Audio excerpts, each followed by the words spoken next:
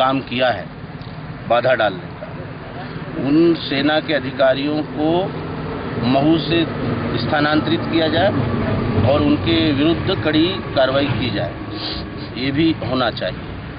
आपने पूरे सब बातों में कहा कि अम्बेडकर साहब के अनुयायी यहाँ आते हैं, इस मार्गों का उपयोग तो आम नागरिक भी करता है। बिल्कुल बिल्कुल सहमत है। वो उससे ज़्यादा बहुत ज़्यादा परेशान होगा, आम नागरिक ज़्यादा बिल्कुल बिल्कुल।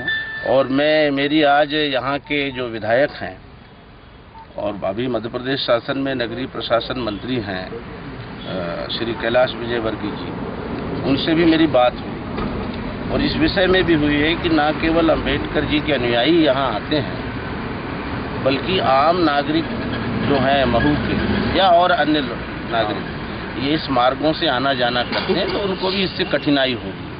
और इसमें मेरी बड़ी स्पष्ट एक मान्यता है, जब 84 या 83 में इस जमीन की लीज को निरस्त करने की कार्रवाई मिलिट्री ने किया था जन्मस्थली, और ये कहा गया था कि हम आपको दूसरी जगह जमीन देते हैं मिलिट्री एरिया के बाहर, सिविल एरिया, वहाँ आप स्मारक बनाइए। तो हमने कहा कि अयोध्या में जैसे रामलला का जहाँ स्थान वो परिवर्तन नहीं हो सकता, तो बाबा साहब का भी ये जो जन्म स्थान है वो परिवर्तन नहीं हो सकता। और जो बहुत महत्वपूर्ण बात है कि मिलिट्री को यहाँ बसाने के लिए हम सिविलियन लोगों ने अपनी ज़मीनें दी। मिलिट्री को बसाने के लिए यहाँ हम सिविलियन लोगों ने अपनी ज़मीन दी है। अगर मिलिट्री के अधिकारी ज्यादती करेंगे तो फिर हम सिविलियन लोगों के सामने परेशानी खड़ी करेंगे, तो फिर मिलिट्री को भी यहाँ से दूसरे जगह बसाने का काम किया जा सकता है। ये मांग होगी कि मिलिट्री को यहाँ से इस स्थान से हटाया जाए और दूसरे और जगह दे करके वहाँ उनको बसाया जाए।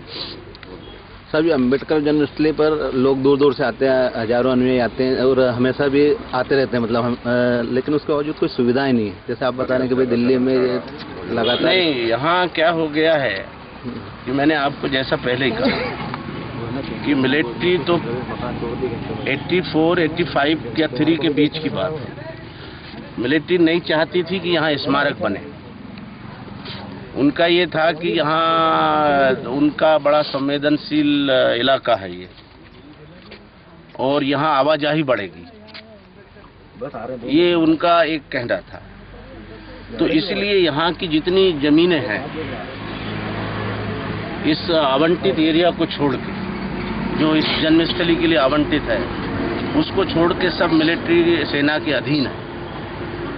तो ये जगह जगह हर चीज़ में, चाहे वो हमारे खाना बनाने की व्यवस्था हो या पंडाल लगाने की, बाहर बनाते लोग आते हैं सब अनुयायी। हाँ, तो मिलिट्री के लोग तो ये बाधा पहुंचाते हैं। तो मैंने जैसा कि कहा कि आम लोगों की समस्याएं बढ़ाने के लिए यहाँ मिलिट्री को हमने जगह नहीं दी है।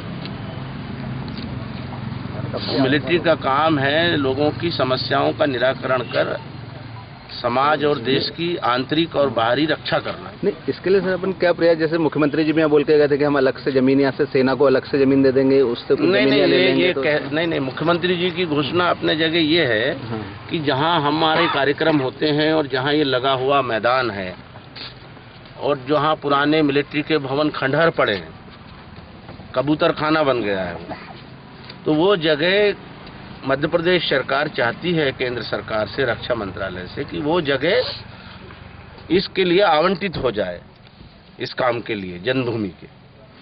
अगर सरकार जन्मभूमि की सोसाइटी को देती है उसको दे दे।